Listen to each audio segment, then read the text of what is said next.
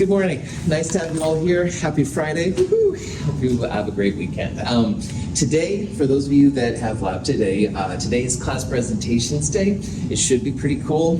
You'll come in. That's the only thing we'll do today. We won't have a lab afterwards. There's no problem set, quiz, jazz like that. On the chalkboard, kind of behind the computer, I'll have like a order. You can sign up to be first, last, in the middle, whatever you want. We'll go through. You don't put your name down. I will volunteer you to go after a while, kind of thing. Should be pretty cool. At the time of the class presentations, make sure you have your paper ready to turn in. The special lab from last week, which shouldn't be too crazy, is something you'll turn in. I will give you a copy of the reviewer guide, and you can fill that out while you're doing it, so don't worry about that. Any questions, this kind of stuff? Okay. On Wednesday, we talked about two things I want to highlight again, because they're kind of important. First of all is that when scientists look at all chemical reactions, the ones that occur, all right, they find two important trends. Reactions that occur by themselves, product favored, all these kind of things, spontaneity, spontaneous is the word we'll start using. Reactions that happen by themselves usually involve matter being dispersed or energy being dispersed. So as an example of that, like I had a bunch of papers and I threw them on the floor. All right, well, big surprise, papers went all over the place. That happened naturally, all right? And I went then later and put them all back together again. That took energy. That wasn't a natural phenomenon. So if you can have matter dispersed, oftentimes that's a reaction that's gonna go. And the same thing with energy. If you have a concentrated energy source and you can, like, you use it and the energy is dispersed, that's another example of a reaction which almost always goes. And my classic example is the gummy bear. Gummy bears, you eat them and also, sugar power, burn out later, but sugar power in the instant, that's an example of energy being distributed throughout your body. It was in the sugar molecules and it goes throughout. If you have, of course, both matter and energy dispersal, even better. So that's the first thing. Second thing is that up until this chapter in chemistry, I've basically pushed you towards thinking that reactions that happen are exothermic. Now, exothermic, which is something we've talked about since Chem 221, means energy goes from the inside to the outside, from the system to the surroundings. The sign of enthalpy is negative. This is the symbol for enthalpy. It's usually delta H, all right? And so far in this class, we basically assumed that reactions that happen by themselves are exothermic, all right? And that kind of makes sense because exothermic means energy is being dispersed, all right, which is cool. And oftentimes matter is dispersed as well.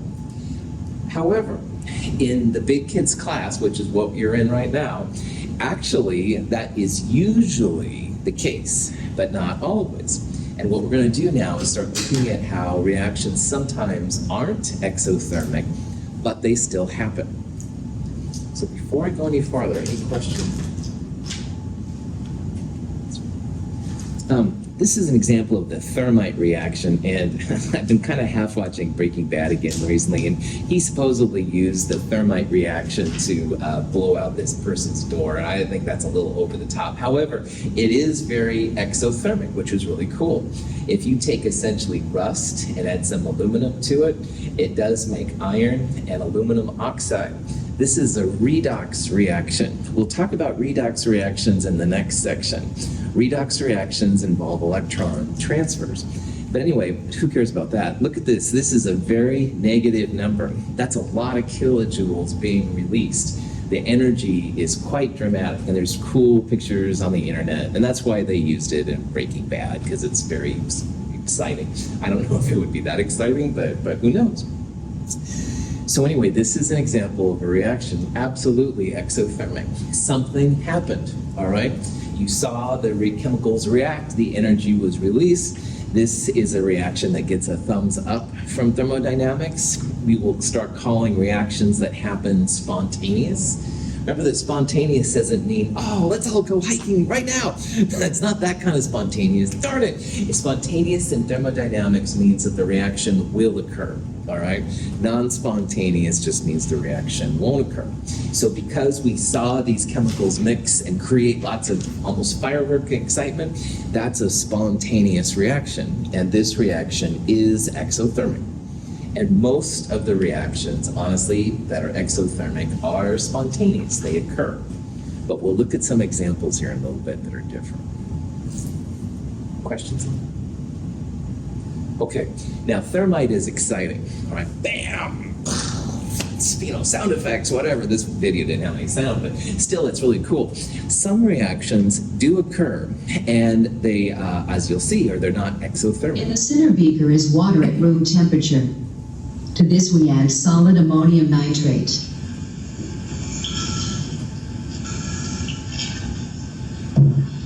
The ammonium nitrate dissolves. Usually, a reaction that occurs so readily is exothermic, but we see from the thermometer that this reaction is endothermic. The temperature of the water drops significantly. This reaction is not favored energetically, yet it still occurs.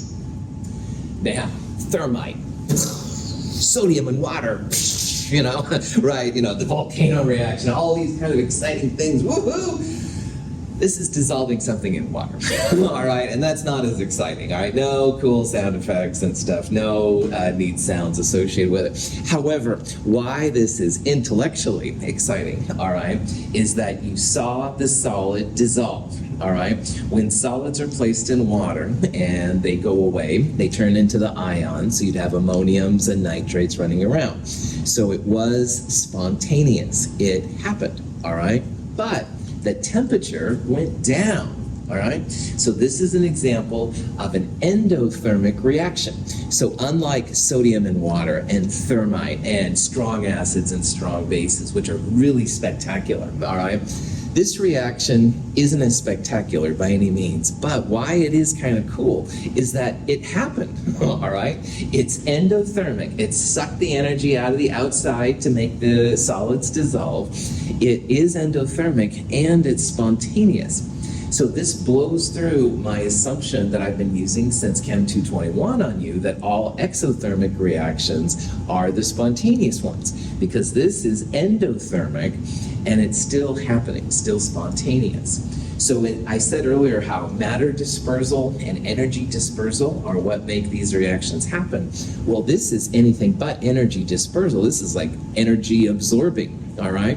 So there obviously must be something else going on here, and that's what we're going to start talking about in this section. So not as exciting as thermite, sodium and water, blah, blah, blah, but still pretty cool because it's endothermic and it's still happening. So to understand how this is happening, I have to talk about the other big thermodynamic quantity, and it's called entropy. And entropy is a huge, huge part of thermodynamics. Now, entropy is the most fascinating, I think, almost of all the things in Chem 220, anything that we've studied. Entropy is essentially a measure of disorder, all right? It's a measure of how random things can be. So the other day when I threw papers on the ground, they went all over the place. They were disordered, all right? And also, even when I put them back together, they probably weren't in the same order that they were. Like I mixed papers in the wrong order, so it was random compared to what it was. And spontaneity, which again is the thumbs up of thermodynamics, is related to an increase of this disorder, increase of entropy. All right, it's actually very, very important.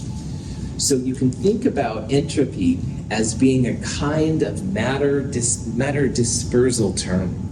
All right, if all the reactions are about either energy or matter being dispersed, entropy is easiest to think about on some level as matter being dispersed around. And entropy and enthalpy are kind of like brother and sister. All right, they're both connected. This guy Clausius of the Clausius-Clapeyron equation, if you remember from Chem 222, it's okay if you don't, was the first person to name entropy. And he used this Greek word, and again, trope, I don't know, but it's transformation. So while energy was supposedly into life, entropy was about transforming things, more about death actually, which is really interesting. Oh, here we go. Clausius said this. Clausius said that energy, which is enthalpy, is the giver of life. Entropy is the taker away of life. I don't know if that's quite correct, but it is an interesting way to think about it. And it brings back good old Clausius from Chem 222 as well. So, cool. So entropy, which we haven't really talked about, I did mention it once or twice at various points, but entropy is honestly just as important as enthalpy to figuring out if a reaction is spontaneous, if it's going to occur, or if it's non-spontaneous, if it won't occur. It gets the symbol S. We'll talk about it. Okay. Now, entropy is related to the number of what's called a microstate, all right? Microstates are basically all the different ways that entropy can be arranged. And this K thing is called the Boltzmann constant. You don't have to know this. We're not going to use it, but I do want to introduce it because in case you go on to physics or a higher level chemistry, the Boltzmann constant can be really important. Boltzmann constant is essentially our 8.3145 number, but per joules per Kelvin. So if you multiply by Avogadro's number, divide by Avogadro's number, you can turn the 8.3145 number into the Boltzmann constant. But anyway, entropy here is dependent on the Boltzmann constant, which is just a number, and then this W. And the W is the number of the microstates. So if you have fewer microstates, smaller amounts of energy. On the other hand, if you have lots of microstates, you're going to have a higher energy. All spontaneous endothermic processes will exhibit an increase in entropy. So what this says is that if you have a reaction which is spontaneous, it's a reaction which occurs.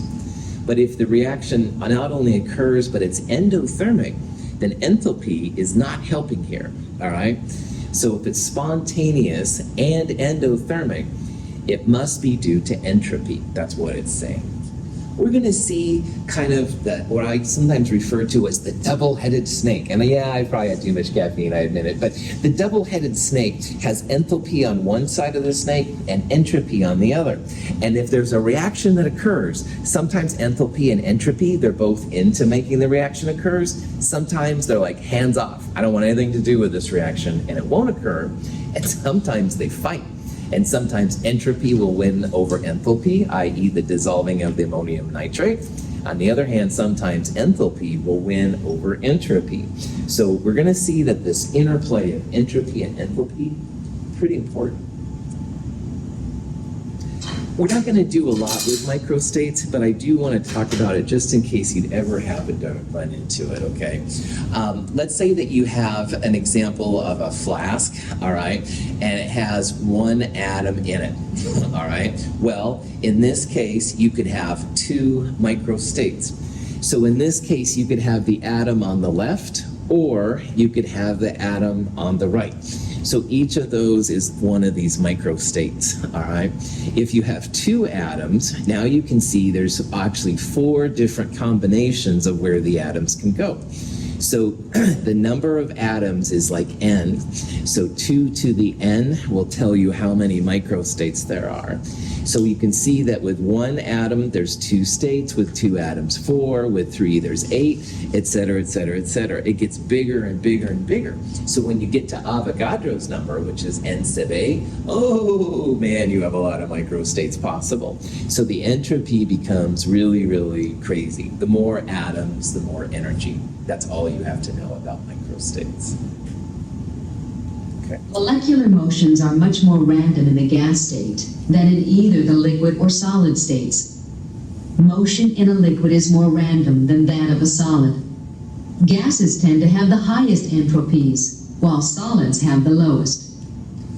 So the more atoms you have, the more entropy you have, but it also makes a difference the phase of matter. So let's assume that each of these are exactly 1 mole. Let's say it's water. What the heck, all right?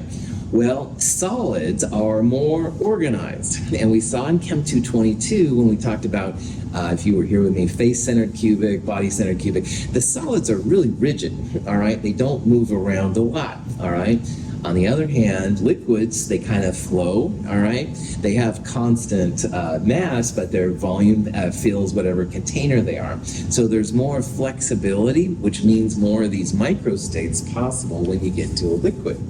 And on the other hand, gases have just maximum amount of entropy. They're all over the place. They'll take up any kind of volume you have. It's hard to predict what's going on. We'll talk about these numbers in a little bit, but just notice that the solid has a smaller number and the gas has a bigger number. And that's a constant for entropy, all right? Gases for the same substance always will have more entropy than liquids, and liquids will have more entropy than solids, all right? Now, here's another important one. We talked about the first law of thermodynamics on Wednesday, which just says that all energy is constant. You can't create or destroy any energy. That's the first law. This is the third law of thermodynamics. And it says the only time you're going to have an entropy of 0, these numbers over here, the only time you're going to have an entropy of 0 is if you have a perfectly formed crystal at 0 Kelvin of an element. So let's think about that.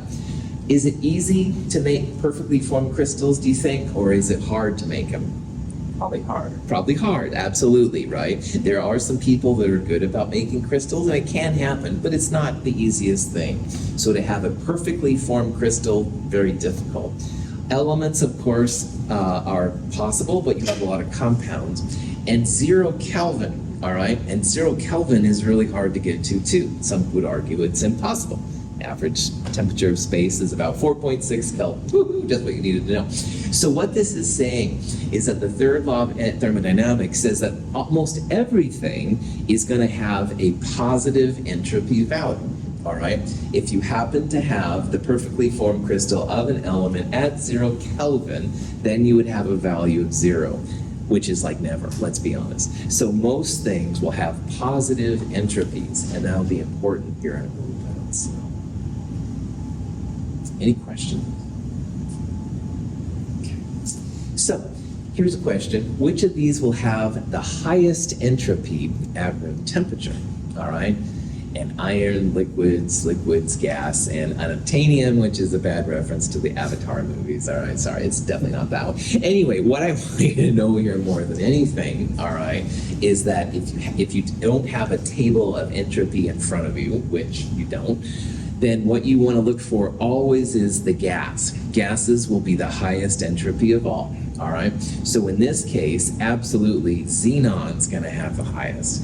Xenon is a gas. The gas is the important part.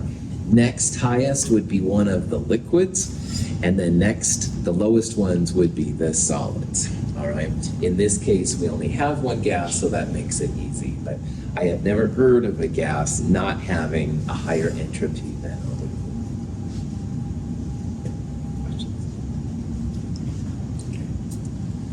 So here's just some examples. Bromine is a liquid, but its vapor pressure is very close to atmospheric pressure. So you usually see a little bit of this kind of red-brown vapor overhead. So if you looked at it, you'd say, oh, well, the liquid has less entropy than gas. And you'd sound really cool, and you are cool, by the way, but it's because liquids always have less entropy than the gases, all right? So gases have the maximum entropy. On the other hand, if you have an ice cube in your cold, refreshing drink, Diet Coke, I'm sure, whatever this weekend, then anyway, the solid ice will have less entropy than liquid water will, all right? Solids always are the smallest entropy. Liquids will have more than solids. On the other hand, gases will have more than liquids. Heptane at 1500 Kelvin has significantly greater molecular motion than it does at 200 Kelvin. The substance has greater entropy at 1500 Kelvin than at 200 Kelvin. Entropy has a considerable temperature dependence, all right? And in this example, you can see how this is heptane, all right? And heptane at 200 Kelvin, this line is like the movement of the heptane molecule, excuse me. And then it bumped it up to 1500 or whatever it was, and then it was way up here, and it was more up and down. So that means there's more entropic fluctuations, if you will, when you get to the different ones. So another part about this is that entropy definitely depends on temperature. Higher temperatures will have higher entropy, lower temperatures will have lower entropy, all right? So that's another thing to keep in the back of your mind about this entropy thing. In general, the more complex a molecule, the greater its entropy. We can see this trend by comparing three alkane molecules. The amount of motion for each molecule translates into entropy. The more motion overall, the greater the entropy. We will talk about these numbers in a little bit, but this is methane, ethane, and propane. So if you were with me in Chem 222, we talked about the alkanes. Methane is 1 carbon, ethane is 2, and propane is 3.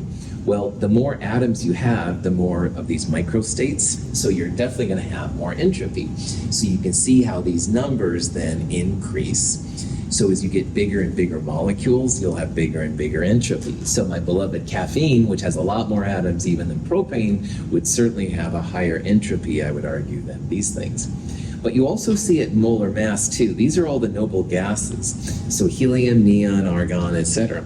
And you can see how the entropy is getting bigger, all right? These guys tend to bounce a little bit more, all right? And so they too tend to have more entropy. So as the atoms get bigger, more complex, higher entropy. The entropy of a solid depends on the strength of the forces holding it together. The weaker the attractive forces, the greater the motion of the ions in the crystal lattice, and the greater the entropy. Solids do have less entropy than liquids, which are less than gases, but solids do have entropy. So another thing that we're revisiting here is how the amount of ionic charge absolutely makes a difference in the entropy. Clifford, can I use you for one more time, man? Clifford, haven't seen you in a long time, my man. Single handshake. Some of this is new to you and stuff. So single handshake, pretty good. Stephanie says, come on, guys, break it up. Not too hard and stuff for her to break us apart. On the other hand, Clifford, haven't seen you forever. Sorry, haven't seen you forever. I'm so glad. And I am glad to see him, by the way. It would be harder for Stephanie to break us up because now we've got the double handshake thing going. Yeah. So that cheesy example with Clifford, which you can probably tell I've done before, is equivalent to these molecules. This is a +1, -1. All right, holds on pretty strong, but not as tight as a +2, -2. So notice these numbers. All right, +1, -1 has more disorder. All right, it's a bigger number. That means that +1, -1 isn't being held on as tight as the +2, -2. There's less vibrations and stuff like that. If you had a +3, -3, it would have an even smaller entropy, we would argue, than this one. Thank you. Questions on that? Sweet. When potassium permanganate dissolves, its crystal lattice is broken apart, leading to an increase in disorder, and therefore an increase in entropy. Solutions are more difficult to make sweeping gestures as to trends. However, usually when you dissolve a solid, all right, the entropy increases. So instead of having the highly ordered solid with a liquid, which is somewhat entropically favored too, now you've got a bunch of solutions. So everything breaks apart, more randomness, more chaos. The ions are surrounded. So usually entropy goes up when you make a solution. Oh, we're going to see 2 weeks from today in a lab that may not always be the case, all right? So this is the weakest of the assumptions we're making here, but if you have to guess, usually solutions will be higher in entropy than the pure solids and pure liquids they came from. All right, so here's some examples of how you can think about increasing of decreasing of entropy. And these are all transformations, and I want you to think about which one of these will increase the entropy, all right? So as an example, the first one, freezing water. You're starting with a liquid, you're turning it into a solid. If solids have more entropy than liquids, this would be the answer. But do solids have more or less entropy than the liquids they come from? Less, that's right. So that's not going to be a good call. On the other hand, if you boil water, now you're going from a liquid to a gas. Gases have the most entropy. I want to highlight that again and again and again. So B is definitely an example of an entropy increase. Now, C, crystallizing a salt from a solution, all right? You're taking all those random ions in solution and making them more ordered, all right? And that's not going to be entropy favored. That's making things more ordered. Entropy likes things to be disordered. And this one's a little weird until you think about it. We're taking 2 molecules of NO and making 1 molecule of N2O2. So you've got lots of pieces going to fewer pieces. That's also entropy disfavor. That wouldn't be an increase in entropy. Now, I want to make this clear. Like, you can go home and clean your messy room, all right? Entropy won't like it because you're making things more organized, but you can do it, all right? The normal way is probably to have your room get more and more messy, all right? Until someone, your mom, whatever, a significant other, child in some cases, whatever, tells you, man, this area is a mess, then you get into it and go crazy. So the normal way is for disorder, but it's not possible to have order come out. Questions on it? Okay. So remembering that the only time you're going to see an entropy of 0 is for those pure crystals of element at 0 Kelvin, which is never. These kind of table is something we'll use a lot. And in problem set 5, there's a pretty elaborate table with entropy values as well as some other things. And all of these numbers are numbers you can just look up. You don't have to memorize by any means any of them.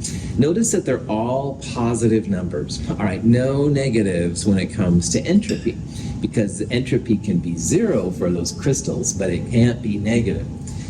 We'll see that a change of entropy can be negative or positive, but the entropy of these things by themselves will not. Notice that diamond has a lower entropy than graphite, all right? Diamond is more ordered, stronger, tighter holding onto, like I've talked about with Clifford earlier, than graphite. And here's like some complex, here's methane to ethane to propane. You're seeing the increase in entropy. Now, we're going to start talking about entropy and enthalpy a lot, and I want to go back a little bit and talk about enthalpy. And enthalpy is something we have used in both Chem 221 and Chem 222. And I'm sure you think about it all the time, but just in case you don't, let's go back and review some of the important things about enthalpy, all right? The first thing we looked at in Chem 221 was the MC delta T equation. And MC delta T is great when you take a substance and you heat it up or cool it down, but you don't change its phase. So for example, you want to make some tea, you heat your water at say 20 Celsius to 90 degrees Celsius, that would be a good time to use MC delta T. Mass is grams, heat capacity is a number that's usually given. Water, I would like you to know, which is for liquid water, 4.184. Delta T, final temperature minus initial temperature. Q, which is basically delta H if you're at constant pressure. Enthalpy, if it's positive, it's endothermic, so you have to add energy to make your water heat up. On the other hand, you let your hot water just like cool down because you forget about it. The energy is being released. You'll end up with a negative Q delta H. Any questions on that one? Okay. I'm going to highlight the 3 people new to my world. If any of this is looking weird to you, all right, I've got resources and stuff, quick and dirty sheets and stuff, so please reach out if any of this is weird. Drop that back on. Okay. Second thing, also from Chem 221, we looked at when you have a phase change. Now this bad boy equation up here is great when you have all liquid water, or you have all solid magnesium, or all gaseous hydrogen, all right? But sometimes you have to heat your water and make the liquid go to steam, all right? So a phase change is when you go from a liquid to a gas, or from a liquid to a solid. And sometimes liquids can go straight to gases, stuff like that. When you're dealing with this equation, you don't have a delta T, all right, because you're at the boiling point, at the melting point, whatever. And all these equations look something like a mass of something times a heat of something. Heat of something has a cool name. Heat of fusion is something that's used for when solids go to liquids. Heat of vaporization is for when liquids go to gases, all right? Sometimes the heats are in kilojoules per mole, and sometimes they're joules per gram. So that's why I have quotes on everything. You kind of have to adjust the mass part depending on your heat. So if you were using 333 joules per gram, you'd use grams right there. But if you were using 40.7 kilojoules per mole, you'd have to turn your grams into moles to make the units work out. Questions on any of these? Okay.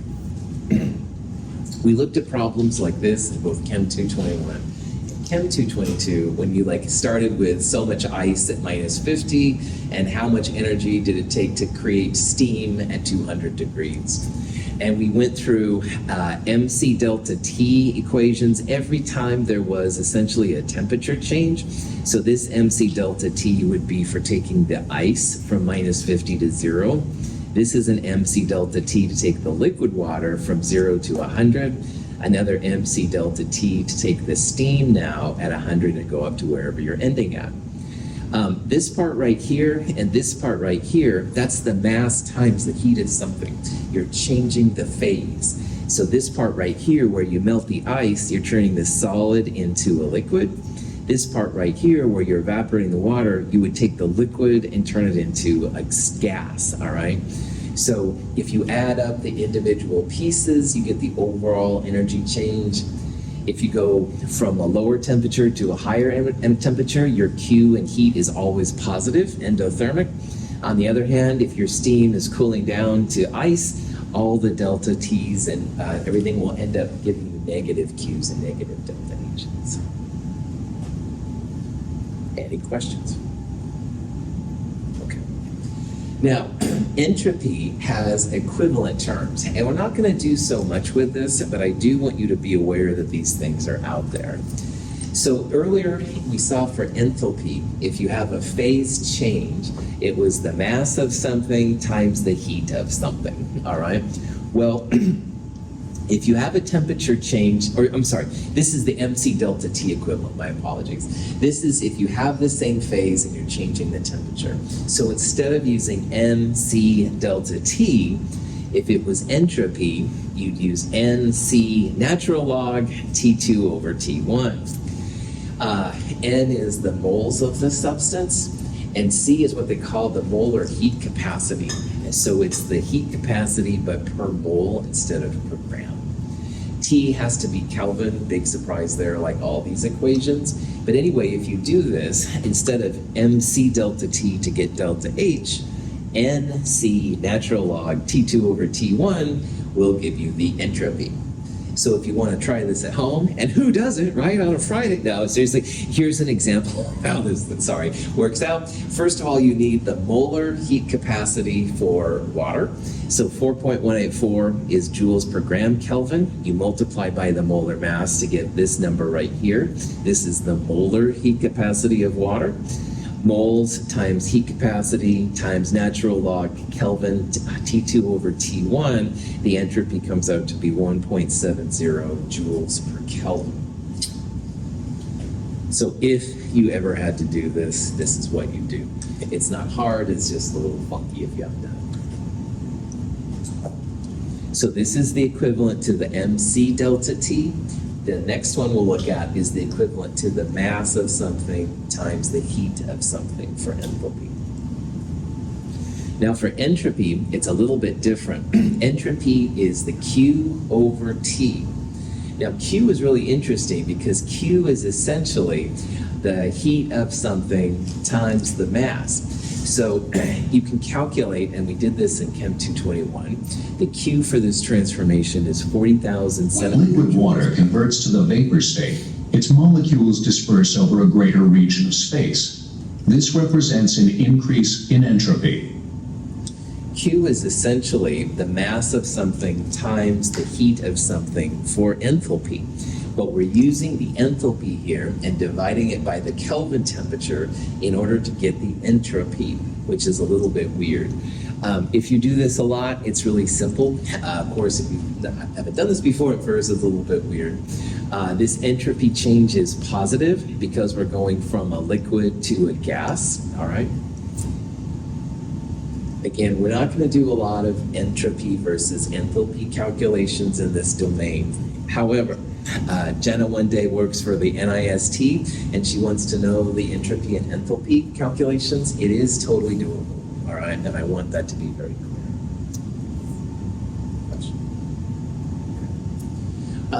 Here's an example. Let's say we have enthalpy. We want to calculate the entropy, for the vaporization of xenon at its boiling point, which is 166 Kelvin. You could ignore the Celsius and stuff, giving that the delta H VAP, 12.6 kilojoules per mole. Now, 12.6 kilojoules per mole is the heat of vaporization, and that's what we need if we're going to find the entropy. So in a nutshell, it's going to be this in joules per mole, so multiply it by 1,000, divided by the Kelvin temperature. That's how you're going to calculate what this is. So if you do this, it comes out to be 75.9 joules per mole Kelvin. This is an entropy change for a phase change now. You're taking a liquid sample of xenon and you're turning it into a gas. Entropy loves the gases, so it's going to be a positive number. Any questions? Okay. This is an example of having an entropy transformation calculation, again for water. We're going to start with a solid ice, turn it into a liquid water to gaseous water. But the difference here is this is going to be all about the entropy, all right? Now you could do individual pieces like we talked about in the previous slide, which is totally fine. However, I want to introduce the one thing from enthalpy, which we will use a lot with entropy. And in Chem 221, we did calculations where if you have the heats of formation for all the chemicals, then you could sum up all the heats of formations for the products and subtract all of the heats of formations for the reactants. This is the summation sign. It just means add up all of them, all right? I'll show you an example of how this works out. This is something we will do a lot in this chapter. So if all the other stuff was wah, wah, wah, wah, I understand, focus in on this part, all right, because we will do stuff like this. So let's say that Clifford says, boy, I'm curious what the enthalpy change is for making liquid water from the elements. Good question. Let's figure it out, all right? I will need a table of values. And in problem set 5, you have a values table. It's got a whole bunch of enthalpies, delta H values. And if you look it up, liquid water is this number right here. And the gases, the pure elements, actually are equal to 0. So in this case, products minus reactants. Products are 2 times the water. The values you're going to look up are always per mole, and we have 2 of them in this equation. So products minus reactants, but you'll look it up, and both hydrogen and oxygen are 0. And in Chem 221, we saw that the elements in their states have enthalpies equal to 0. So that'll be helpful to us. So hydrogen 0, oxygen 0, sodium metal is 0, helium gas, mercury is a liquid. All these things are 0. So we can quickly calculate then that in this case, the enthalpy change, negative 571.7 kilojoules per mole. So it'll be exothermic, making water from the elements, gives off a lot of energy. This is how the space shuttle, a lot of rockets get up into space. So much thrust and stuff just by creating water, which is kind of cool. Down here's a little note. This little 0, superscript 0, means standard states. And that's something we'll see with entropy too. And in a standard state, it means you've got 298 Kelvin, 1 atmosphere pressure, 1 moles per liter. Most common state, so we're not using ozone, O3, for example. If it's carbon, we would use graphite, not diamond. Okay, questions on idioms? Okay, so delta H products minus delta H reactants, super helpful in chemistry when you have a table. Problem set 5 has a table of not only the enthalpy values, but also the entropy values we're going to start looking at. And we're going to look at calculations a lot in this section where entropy is what we're after. We'll take the entropy of the product, subtract the entropy of the reactants. If you see that little superscript 0 thing, that just means you're at standard states. You're not doing a reaction on Mars or Death Valley where it's either too cold or too hot, something like that. Okay. So, entropy. Woohoo! Now, entropy can be positive and it can be negative. If I throw papers on the ground, delta S is going to be positive. I went from an ordered set of papers to a disordered set of papers. Kaylin goes, oh, Russell, you're making a mess. Oh, you're right, Kaylin. So I clean them all up? Well, that's going to be delta S negative, all right? I'm making everything more ordered. Entropy doesn't like order. Entropy likes disorder. So entropy, a change in entropy, can be both positive and negative. So if you want to calculate the change of entropy, it's the same kind of thing we just did for enthalpy. We're going to take the product entropies and all of them and subtract the reactant entropies, all of them. So let's use the same example earlier where we were making liquid water, but now we're going to calculate the entropy values. Well, again, you need a table of entropy, and problem set 5 has a really long set of different values for these things. So these numbers that I have here, and also the values I had on the previous ones, come from that table. So liquid water, 69.9 joules per mole Kelvin. Notice here that hydrogen and oxygen now are non-zero numbers, all right? They're actually going to be positive. The only time you can have 0 are those perfect crystals at 0 Kelvin, which is like never, all right? So you've got to look up all the values here. So 2 moles of product minus all the reactants. I'm going to multiply the hydrogen by 2. The oxygen has just a 1. Entropy negative 326.9 joules per Kelvin. Looking at the magnitude of this number, is entropy happy or unhappy? Unhappy. We have made really highly disordered random gases into more controlled liquids with smaller entropy. So entropy hates this, all right? This is like cleaning up your room, all right? This is like taking lots and lots of random hydrogen and oxygen, running around and turning them into liquids. So entropy really doesn't like this reaction. It doesn't like it because we're going from gases to liquids, and that's always a bad one. Liquids to gases would be more favored. But the other thing I want you to see here is that we're going from 2 plus 1, 3 moles of reactants to 2 moles of products. So that's like taking lots of pieces and making them into less pieces. So entropy absolutely hates this reaction, all right? Making water, if it was up to entropy, always thumbs down. Well, obviously we have a lot of water on the Earth, so there must be something else going on. We're going to see that the enthalpy we talked about earlier saves the day when it comes to water. Questions? Okay, so to sum up, the most important way we're going to calculate entropy. Entropy of products minus entropy of reactants. You've got to use a table, all right? You don't need to know anything. The only thing you can predict is that, well, everything's 0 above, or everything's greater than 0, basically. Plug the values in, multiply by the stoichiometry. So the 2 and the 2 both show up right there and stuff.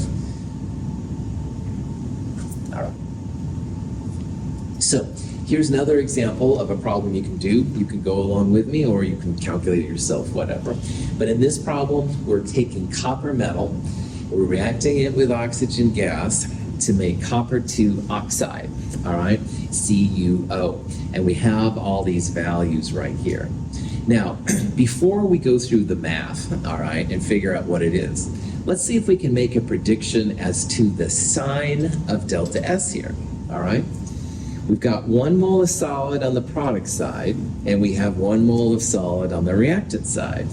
But notice there's some gas on the reactant side too. So we're going from a solid and a gas to a solid. What do you think entropy is going to think about this? Negative. Negative, that's right. You can't, there's two reasons why you can think this reaction is going to be negative, i.e. it's going to be B or C. This is, by the way, a bad reference to Hitchhiker's Guide to the Galaxy. Don't worry about that. Anyway, it's going to be B or C here because 1.5 moles to 1, entropy hates that. Entropy wants like 1 mole to 10 moles, all right? It wants more moles at the end than you started with. That's one thing. But the other thing, which is really important too, a gas going to a solid, no way, all right? That's bad news too. So for both of those reasons, let's predict that A and D are out. E is just silly. So to really get this down, entropy of products minus entropy of reactants, multiply the O2 by 1/2 right there. When you do that, I got minus 93.12. So again, CuO was the product, there's its value, minus all the reactants, half of the oxygen, still made this super negative. So, any questions? Okay. Now, in Chem 221, those values from the table were called heats of formation. And they had a subscript, which was little f right there. And we're going to see entropies of formation too. And I just want to review what that's all about. If you have the little f right there, which is what that table is, that means that you have 1 mole of products and only 1 mole. And all the reactants will be elements in their standard states. So for example, we can look up the heat of formation for water, liquid water. It's going to come from H2 and half an oxygen. Now I hate using fractions in chemical reactions, but in a formation, even I have to use fractions because you must have a 1 right there. You can't make it 2. So 1 water means 1 H2 and half of an O2. All right. If you saw a delta HF, it would be the same kind of thing. You'd have 1 mole of product, reactants or elements in their standard states. So again, in Chem 221 especially, I made a big deal of this because when we balanced reactions, I said, don't use any fractions. And then I say you have to use fractions here. I know it's a little weird. Anyway, in this case, you can do the same kind of thing.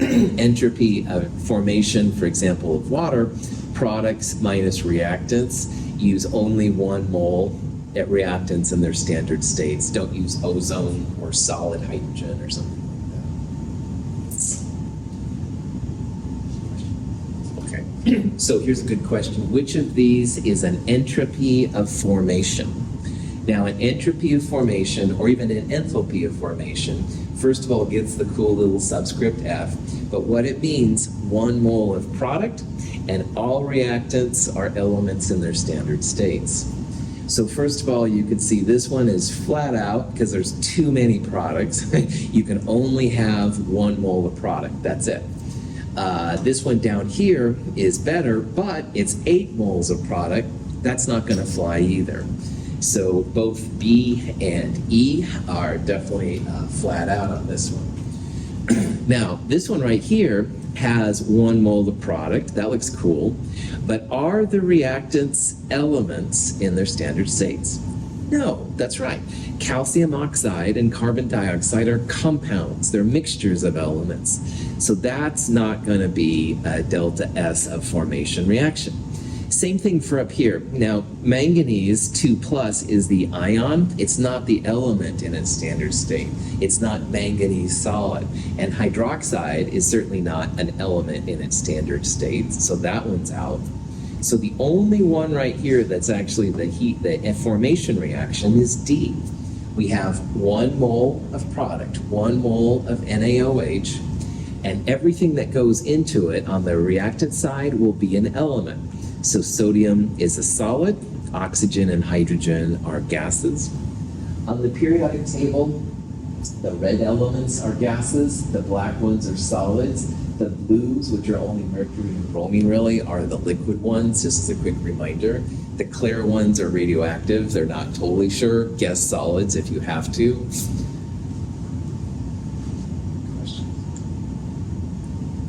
Okay. I have just enough time to introduce it, and we'll talk about this more on Monday. Second law of thermodynamics. rules chemistry, physics, engineering, us, everybody. And here's what it's all about. Entropy of the universe must increase if you have a product-favored irreversible process, all right? If you have a process that happens, you must have an entropy increase. And the entropy increase is going to come from the system and the surroundings. So they talk about the entropy of the universe has to always increase if something happens. You bet. This is the law that dictates everything that happens in chemistry, all right?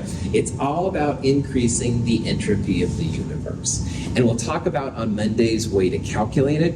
So remember, first law of thermodynamics, energy can't be created or destroyed. Third law of thermodynamics, only time you have zero entropy is for those crystals at 0 Kelvin. Second law, if you have any process that happens, the entropy of the universe must go up. We will talk more about that on Friday. Any questions? Also show you a bad Woody Allen clip on Monday, not today. So, all right, have a wonderful day. I'm looking forward to seeing your presentations.